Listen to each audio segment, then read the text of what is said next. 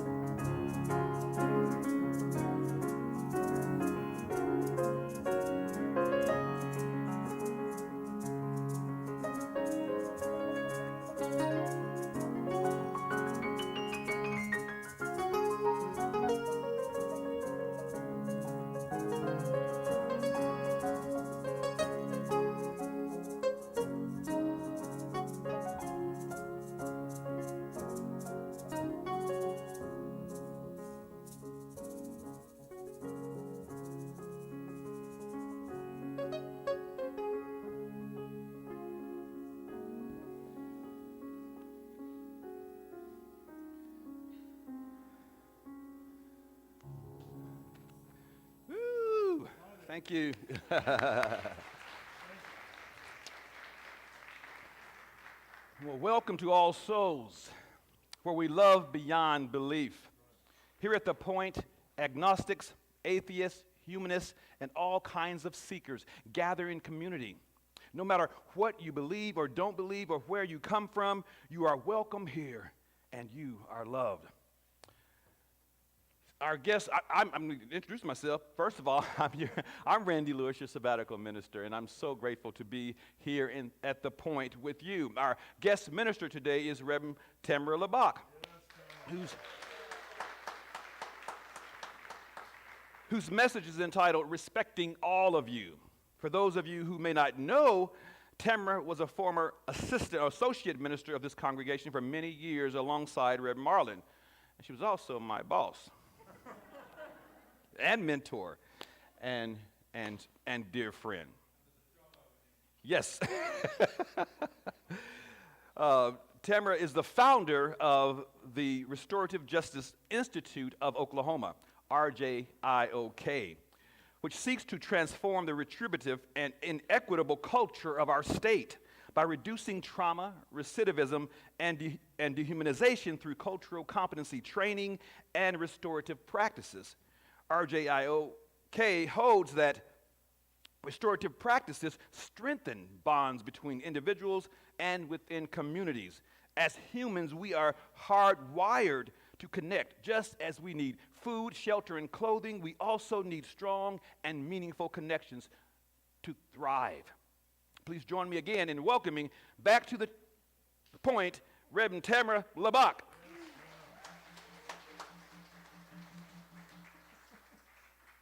In addition to a great reflection from Tamara, we have a great story for all ages, The Two Wolves, from our worship associate, Lee Rumley. And we're going to have some incredible music performed by the incomparable David Smith and Rick Fordner, along with Matt Edwards, and some original music from Reverend Labock with vocals from Alexis Lovell. Oh, Mrs. Lovell. If y'all didn't hear that, Mrs. Lovell. Newly Mrs. Lovell, right? Come on, that's it. And Corey's online right now. I told you not to say that. For those of you who have joined us online, welcome. And please let us know a little bit about yourself in the chat. And one of our welcoming souls will connect with you and let you know a little bit more about us and about the wonderful work that's going on in our All Souls faith community. Now at this time, if you will, please join us for our covenant. Love is the spirit of this church, and service is its law. This is our great covenant, to dwell together in peace, to seek the truth in love, and to help one another. Our chalice is lit this morning by longtime member Catherine Mitchell, an artist, musician, and singer, an active member for a number of years, for many years.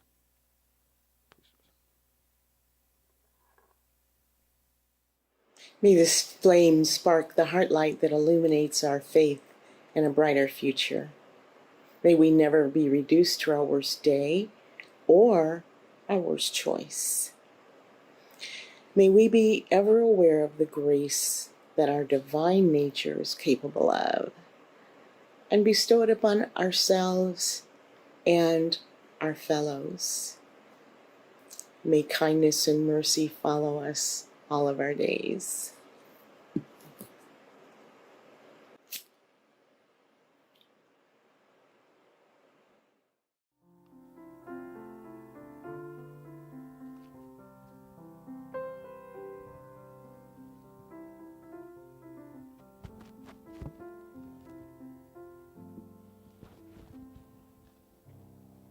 Good morning. I'm Lee Rumley, and I'm the All Souls Worship Associate. And today I'm going to share a story of the two wolves, which is an ancient tale that has been handed down by Native Americans for generations. Although the origin of the story is unknown, historians typically attribute the tale to the Cherokee and Lenape people. The tale of the two wolves. A young boy came to his grandfather filled with anger at another boy who had treated him unfairly. The old grandfather said to his grandson, "Let me tell you a story. I too at times have felt angry with people who treat others unfairly with no sorrow for what they do. Hate is like taking a poison and wishing your enemy is going to feel the pain. I have struggled with this feeling many times. It is as if there are two wolves inside of me. One wolf is good and does no harm. He lives in harmony with all those around him and does not take offense when no offense was intended. He is joy, love, hope, serenity, humility, kindness, empathy, generosity, truth, compassion, faith, and forgiveness. But the other wolf, he is anger, envy, greed, arrogance, guilt, resentment, lies, false pride, superiority, and ego. The littlest thing will sit him into a fit of temper. He fights everyone all the time for no reason. He is so full of rage that he can't think clearly. It's useless anger because his fury will change nothing. Sometimes it's hard to live with these two wolves inside of me because both of the wolves try to dominate my spirit. The boy looked intently into his grandfather's eyes and asked, "Which wolf wins, grandfather?" The grandfather smiled and said, "The one I feed." Now, children, you will go with Miss Shannon and your friends for activities and discussion about the grandfather's wise words.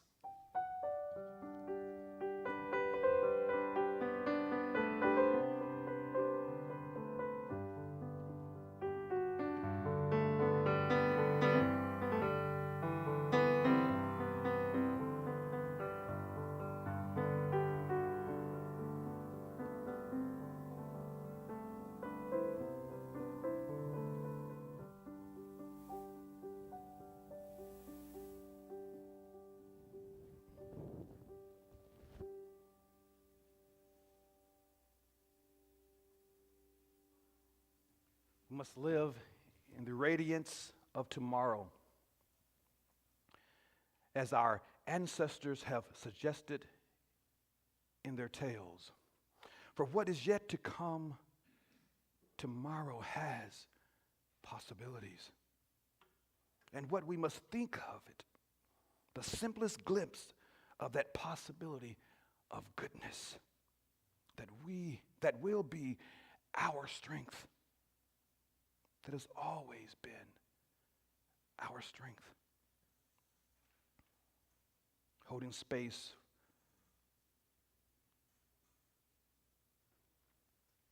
and warm thoughts for Mother White, who tested positive for COVID. We hold space for all the healthcare workers.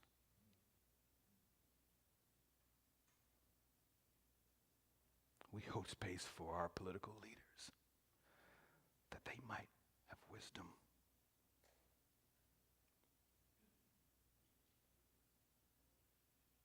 And for all of the members of this community, the members and friends of this community,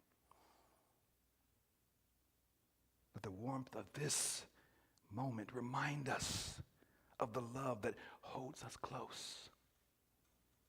And may we carry this love and concern for others into a moment of silent reflection.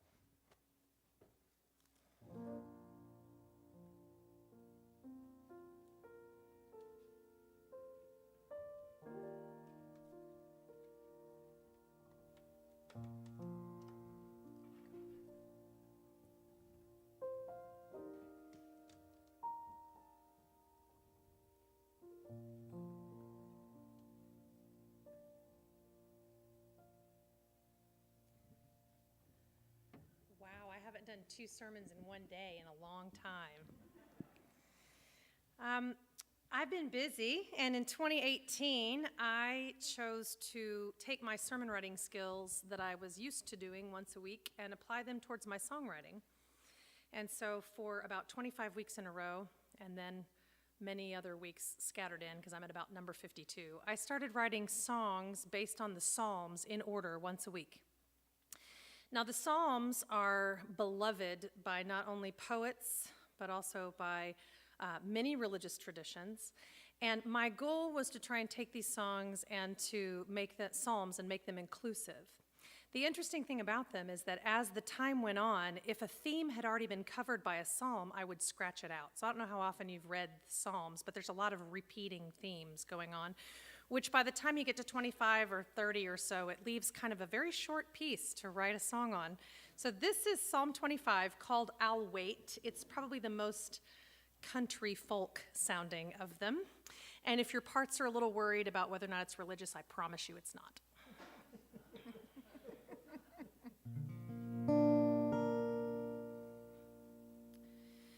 I give my first breath to you. I turn my whole heart to you. As the day breaks, I lift up my soul to you. To you I say, for you I'll wait. So show me your way, slow down my pace when I am running a path on my own. Guide me in truth, take all that I am. You'll make a way where there's no way. For you I'll wait. I give my mistakes to you. I turn my eyes to you. As the night falls, I lift up my fears to you. To you I say, for you I'll wait. So show me your way, slow down my pace when I am running a path on my own. Guide me in truth, take all that I am. You'll make a way where there's no way. For you I'll wait. As the day breaks, I will wait for you. As my heart aches, oh, I'll wait for you. As the night falls, oh, I'll wait for you. To you I pray. You I'll wait. So show me your way, slow down my pace when I am running a path on my own. Guide me in truth, take all that I am. You'll make a way where there's no way. For you I'll wait. To you I say, for you I'll wait.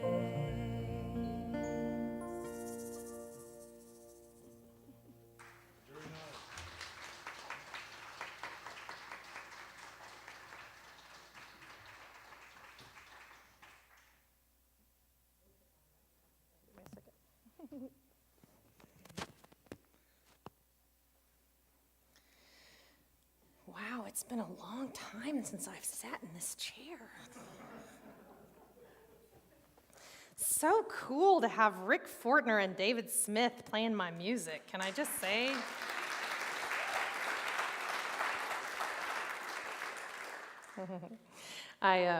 They also came into the studio with me, so for those of you who don't know, there's some CDs over by the book sales today.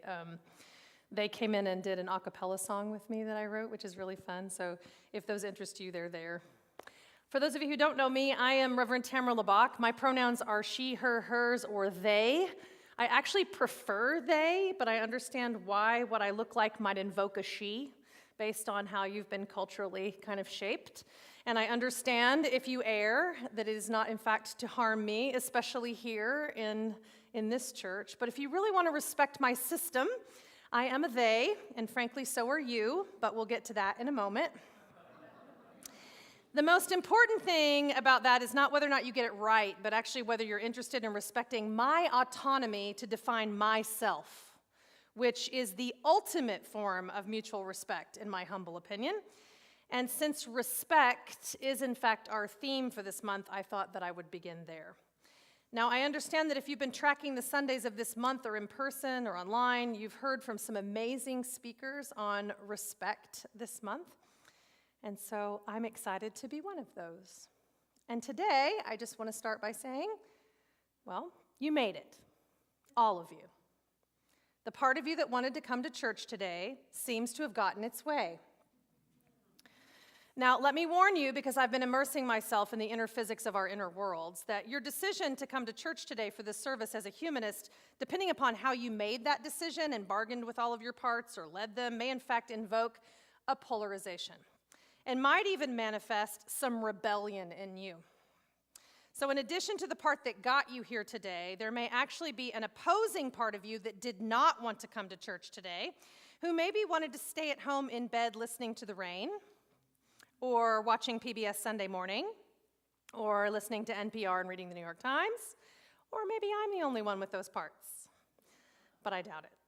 So there may even be a part of you who seeks to balance out how your system is perceived by you or by others, and maybe wants a little more homeostasis, a counterbalance. So if you feel that you caved into that part today who wanted to come to church, later might have another part that pushes you in a different direction. You might be invited to do some kind of perceived debauchery after the service to prove to your system that you are in fact more or definitely not a churchgoer. So just be forewarned. Let me also say that if this is true, you might just have a smidgen of religious trauma that needs to be healed, and you can see me after service. And also, if you happen to have this polarized part of you and you're open to what I have to say to you today, I am optimistic that it is not necessary for you to let your rebellious part lead you through the rest of your day as a consequence for having come this morning.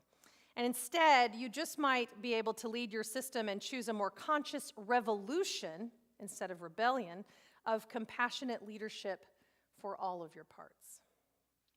Now, let me just say a quick thing about this rebellion revolution insight that I've latched onto lately. Rebellion is a reactive reinforcement of the mindset of the oppressor. Now, I'm going to repeat that in case you want to capture it or tweet it or allow your thinking part to remember it. I'm going to turn 50 soon, so I have to hear things a couple of different times now. Rebellion is a reactive reinforcement of the mindset of the oppressor. So that means if you're rebelling, you're still operating under the construct, maybe even the values of an opposing force. Make sense? I talk back. I was raised in a black church, Shiloh Baptist Church in Oklahoma City, and we talk back. And then as a Unitarian minister, I talk back. So anyway, feel free. Feel free. Feel free. And you don't even have to be a Unitarian. So the difference between a rebellion and a revolution requires moving beyond the polarity of the two wolves, right? Moving beyond the polarity to a completely new way of thinking.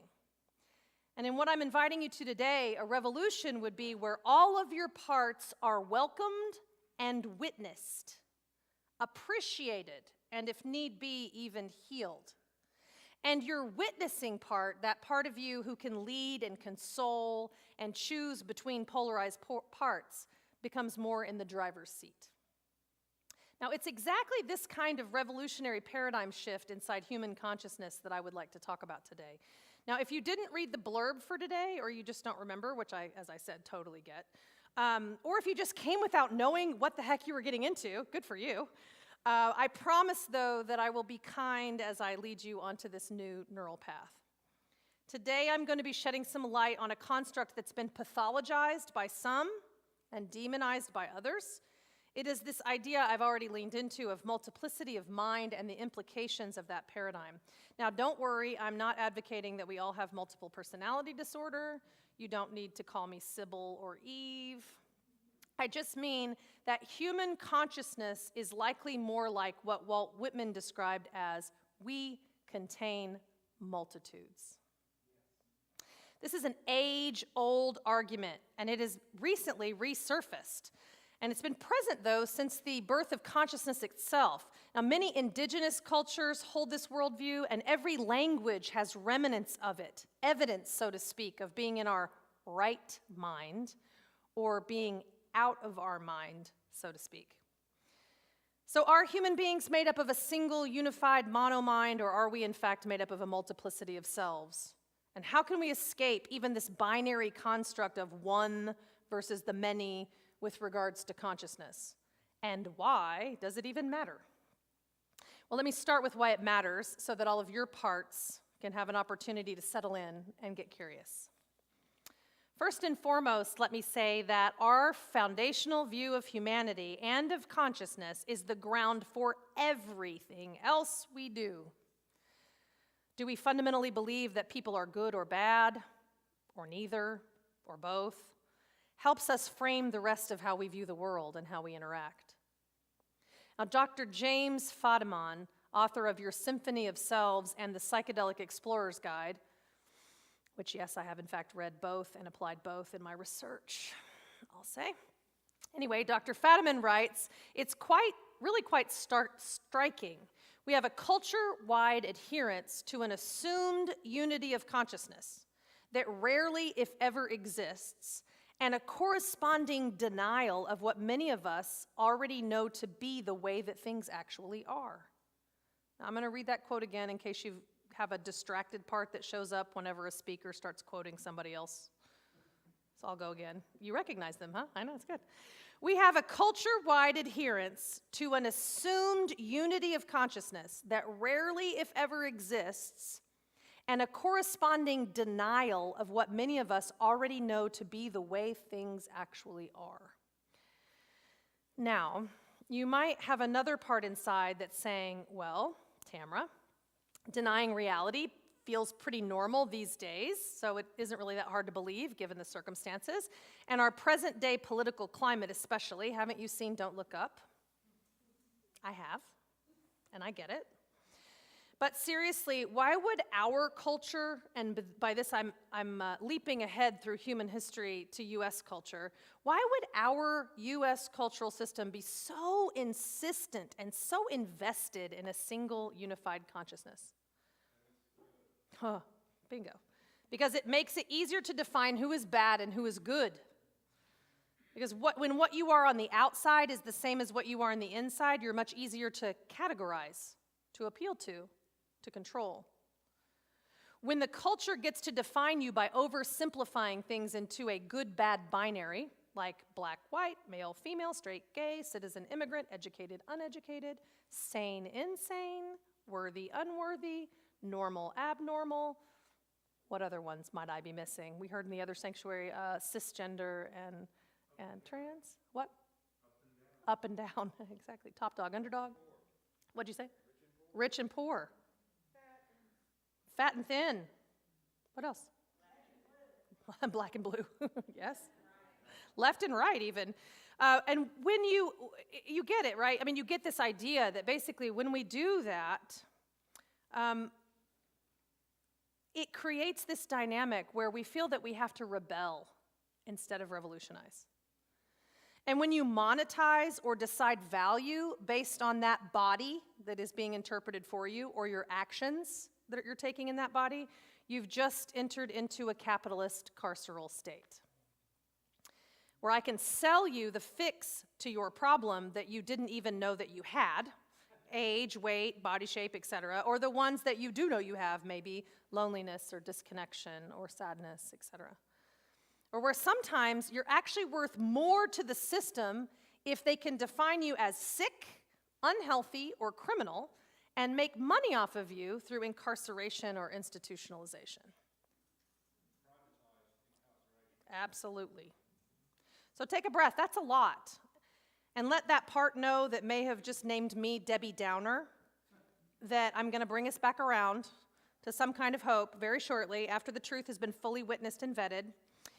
But what I'm trying to say is that what got us here, and by here I mean to this time and this space and this place, 21st century United States, Oklahoma, where we have to legislate certain human beings' rights in our country, where we have inequity, where not all people have the same access to safety, dignity, and belonging.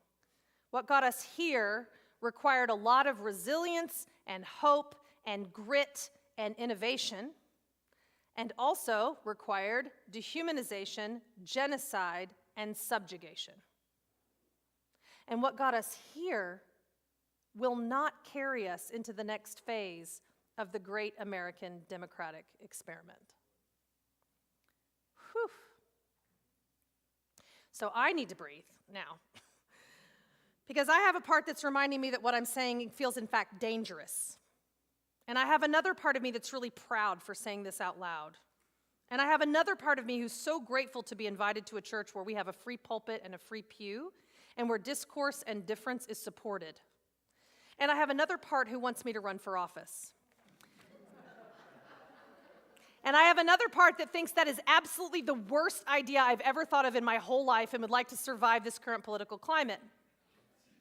And I have another part who thinks that my system needs to get super clear that my values of the inherent worth and dignity of every single person are worth fighting for. And then, though, my core, authentic self, my leader self, some might say my eternal self, depending upon what your views are about time and its construct and its lie. This witness without an agenda, the only one not bound by time, gathers them all up into this little imaginary circle in my heart-mind and listens to them compassionately as they all run through their fears and their needs and their concerns and their pride, listening to them one by one, and says something like, "Oh yeah, totally get that. But we're also nonviolent in speech and in action. And we can be courageous and calm and creative in our solution seeking. And we will be clear and confident and courageous in whatever the next step for us will be. And we will know when it's right to act and how if we are willing to stay connected to each other, to our parts, and to a diverse external community seeking out the stranger and those estranged by the culture's values." You see, wisdom is knowing what time it is. And liberation begins in the mind. I have a bracelet, actually, that says liberation begins in the mind. That's part of the tchotchkes that we hand out for Restorative Justice Institute of Oklahoma, where our mission is to end the inequitable and retributive nature of our state. And we interrupt this cycle of violence by helping people to know that they are not the worst thing that they've ever done, nor the worst thing that's ever happened to them. And we teach this multiplicity of mind concept to the community and to organizations in cultural competence training, in leadership training, etc. So maybe you were here for my homily on Heritage Sunday in March when I debunked the myth of rugged individualism and reminded us of our connections in time and space genetically to 10 generations before us and to thousands of people who are alive and connected to us today. An undeniable interconnected web of humanity. But today I want to suggest to you that we are not only bound to those who are connected to us by our DNA, we are also bound to the destinies of those to whom we have caused harm and their children's children. What happens when wounds and harms go unaddressed in families and communities? They become secrets, unspoken beliefs about ourselves and about the world that fester in the silence and can turn into shame. And what happens when we hold generations of secrets and shame? It limits our experience of the world and our choices about how we see ourselves and how we see others, so that we can, in some way, convince ourselves just for a moment that we're in fact one of the good ones. But what got us here? An unconscious commitment to remain in the cycle of violence and shame culture will not get us to the next successful phase of this country. And unless we stop rebelling, deny the victim-oppressor construct, and resist this idea that we have to define other people's realities for them, we are in fact doomed to repeat history, stuck in a cycle of letting our defensive, wounded, and shamed parts overcorrect, or lead. So unless we can shift our perspective to address the needs behind those wounds and those wounds behind the hatred, we will perpetuate the very same system. So our revolution, or at least one that I would defend, is one of radical, inclusive love. One that sees beyond the hatred to the pain and the fear, and that refuses to oversimplify to the binary. One that recognizes that when we are speaking from our fearful and angry parts, instead of for them on their behalf. Let me give you an example of something that you might want to say to someone who believes radically differently from you. I understand why this complexity is scary. I know that expanding the understanding of the world that you've always known with something even just as simple as which bathroom to go to, male and female bathrooms, for example, now being gender inclusive, it's becoming so vastly more complex. And I know that you likely have an ungendered bathroom that you use in your home successfully. I get that the basic facts you've built your life on are feeling threatened, and that it feels as though your foundation of everything you know is crumbling around you. You don't want to believe that. And so you're so scared that you will try to make rules, lots and lots of rules, to try to keep that from happening. But it's not going to work. And it is very harmful to so many other people that you also represent. Take a breath. This morning, I want to offer you an opportunity to engage with your system a little bit more consciously, and maybe perhaps in a new way.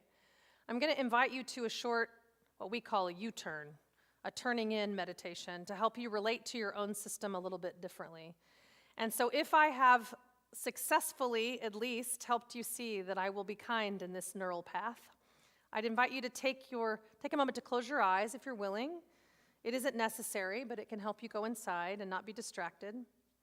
I want you to not worry about the time right now, because wisdom is knowing what time it is, and we have plenty. I want you to imagine someone, though, in your mind's eye who really gets you riled up. Someone who gets your goat, makes you angry, maybe even makes you say or do things that ordinarily you would not want to say or do.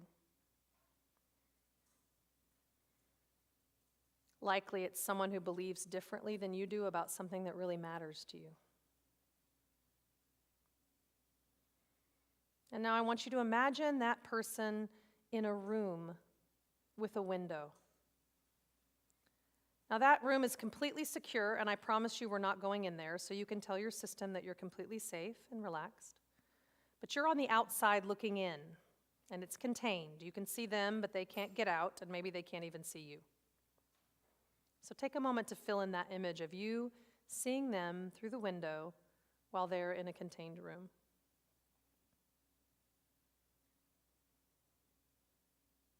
And as you watch them from the outside, have them say or do something that provokes you, activates you, triggers you. And notice what happens in your body and your mind as these protective parts of you come forward. Notice your breathing, your muscles, where you might be contracting or holding. How open or closed is your heart now? What kind of impulses do you have relative to the person with this protector here? And just notice how this person looks to you as you've been provoked.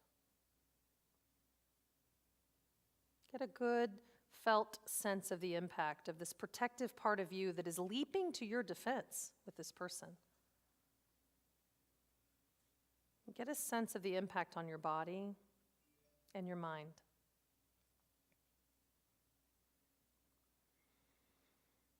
And then just remind this part of you that we're not going to go into that room in this exercise, so it's safe for it to stand down and to relax just a little bit. And invite this part that's protecting you to pull its energy out of you, away from your body, just a little bit so that you can get to know it a little bit better. And if it's willing, you might notice a kind of shift inside your body as it does so, and if not, that's okay. It can stay. Let it know that you're just curious about it. But if it did relax some and you can notice that shift, pay attention to how your body feels now. Your muscles, your breathing. How open is your heart now?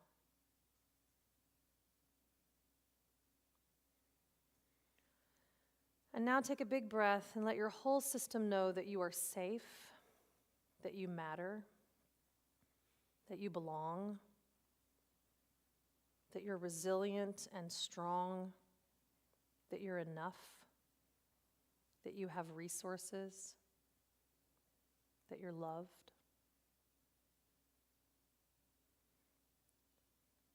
And now that you're holding those feelings of safety and mattering and belonging, take another look at that person in that room through the window and see if they look any different.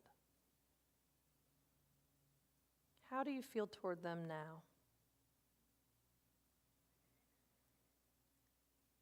And then if your protector part has loosened up a little bit, in your mind's eye, turn toward that part of you that was protecting you from this person through the window and offer it some appreciation for trying to keep you safe.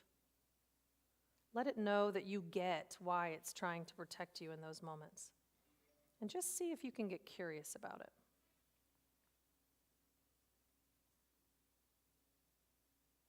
Now ask this protector part why it jumps up so big with this person and see what it wants you to know about that. Now this might be a bit foreign to many of you because we're asking our thinking part to step aside to let our imagination and unconscious lead. So don't try to force an answer or just try to find one that fits. Remember, no agenda, calm and clear, just waiting for something to emerge. And if this exercise evokes a part of you that feels that this is impossible or hokey or something else, just greet those parts too, just like in meditation. Thank them for showing up.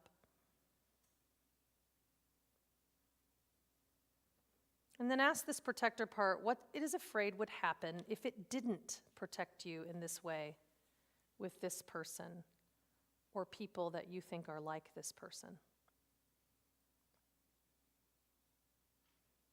And if it answered that question, see if you can offer it some appreciation for trying to protect you.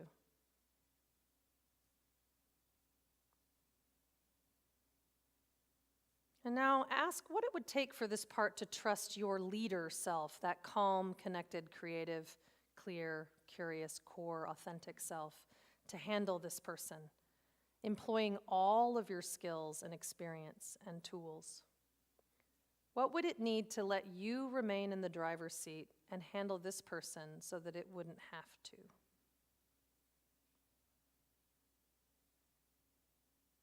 And then lastly, and this might feel a little weird, but ask this protector what job it would rather have in your system than defending you against this person or people like this person. What would it rather be spending energy on? And then thank this protector for all that it let you know, and you can begin to shift back into listening to the sounds in the room, feeling your feet on the floor, your tush in the chair, wiggle fingers and toes, and when you're ready, you can open your eyes. Now, I hope that that offered you some insight. And I invite you to keep honoring and respecting all of your parts. And if you want to work with them, with a coach or a therapist, I can recommend some folks for you. I'm particularly fond of the IFS Institute, the Internal Family Systems Institute, where I'm trained. They have trained hundreds of coaches and therapists that you can work with, or you can start with just reading a book, Dick Schwartz's book, No Bad Parts. But me and all of my parts have been delighted to be with you this morning. And I want to share one last song with you. My parts love Maya Angelou. And so I wrote this song actually for Easter based on her poem, Still I Rise. And I hope that this offers you and your system some hope as you face the upcoming week and begin to revolutionize your own paradigm about your system and how it moves in the world.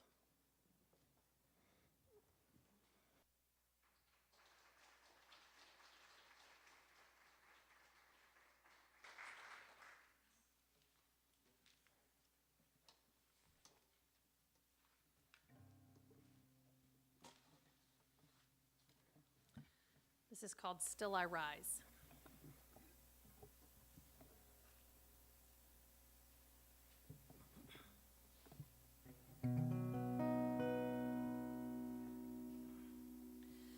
Are you jealous of the hope in my veins? Are you broken down and spewing out hate? Telling stories of your thick, twisted lies, shooting me with your words and your eyes. Such joy, who do I think I am? You know I'm royalty by the way that I stand, like the moon or the stars in the sky, like the birds or the incoming tide, and still I rise, still I rise. I've fallen 1,000 times, nothing can stop this climb. Oh, I rise, I rise. I've left the terror of the night for the morning, a shameful past that was rooted in pain, with all the gifts that my ancestors gave me, the dream and the hope from the grave, and still I rise. You can sing whatever you want. Still I rise. I've fallen 1,000 times, nothing can stop this climb. Oh, I rise, like air I rise, like dust I rise, held I rise. Oh, I rise, known I rise, and loved I rise, born I rise. Oh, I rise, nothing can stop this climb. Oh, I've fallen 1,000 times. Oh, I rise.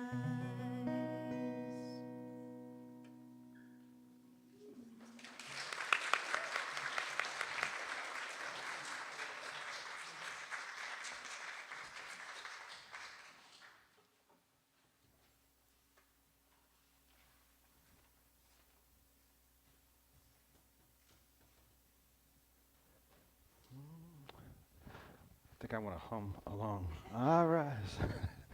But I can't sing. But I still rise. We rise. Oh, I better take off my mask. Thank you. Every Sunday, All Souls gives away our offering to a local organization doing the work of love beyond belief. This week's offering goes to Tulsa Metropolitan Ministry. Tulsa Metropolitan Ministry is a multi-faith organization serving the greater Tulsa metropolitan community, founded in 1937. From its beginning, TMM has been a key player in helping start some of Tulsa's most far-reaching and successful programs and organizations, continuing a quest to bring Tulsans together to better serve the entire community. But before we take our offering, we do have some very important announcements. First, mark your calendar for next Sunday, August 7th, a very special service, our Gratitude Sunday. a Sunday for volunteer appreciation for all the incredible member leaders and volunteers in our midst whose hard work and dedication kept this church going through the pandemic and tough times. We love you.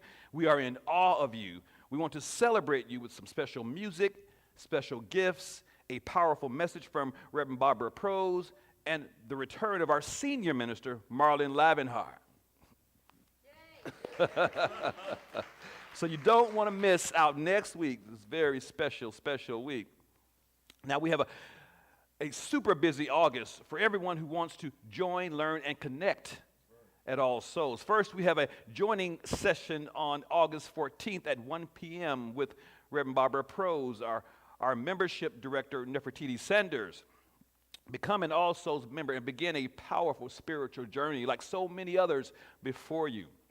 Next, we have the three-part hybrid Foundations of Unitarian Universalism class from Sunday, August 7th through Sunday, August 21st at 11:30 a.m., taught by Corey Level, myself, and Reverend Barbara Prose.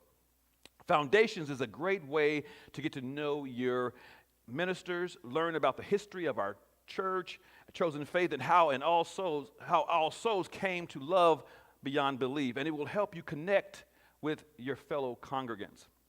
And if connecting with your fellow congregants is a priority, please join us, our new member small ministry, Wellspring, a powerful new way to deepen our spiritual exploration side by side with your fellow All Souls members. This orientation session will occur online on August 28th. You can email Corey Lovell at clevel@allsoulschurch.org, or you can go on our website to find out more about Wellspring.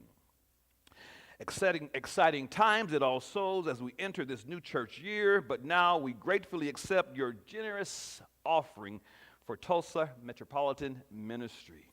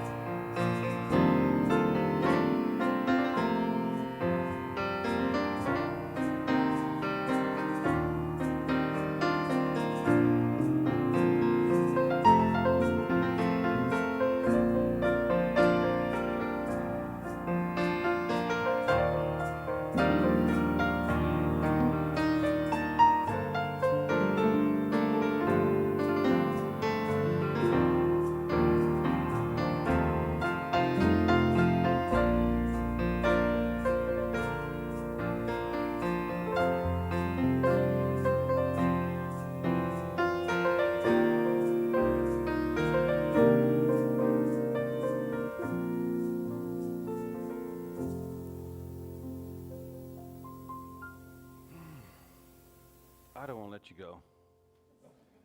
Such a wonderful service today. Thank you, Reverend Labock. Timely. I miss your ministry. I want to say thank you for those who've joined us online. Your presence makes all the difference. Please stay online for the after reflection Zoom conversation with Minister Corey Lovell.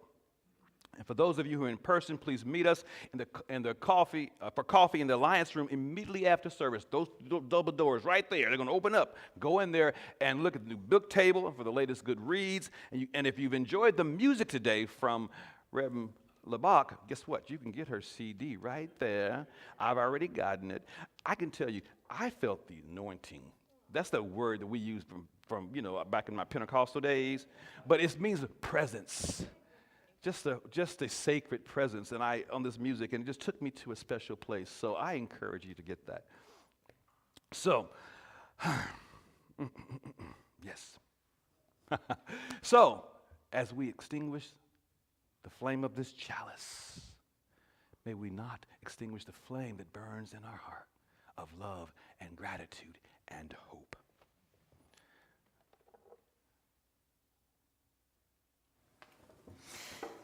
And so, go in peace. And may you not forget the infinite possibilities that are born to you of gratitude and of hope. Get to know your system. Wisdom is knowing what time it is, and liberation begins in the mind. Go and be blessed and be a blessing.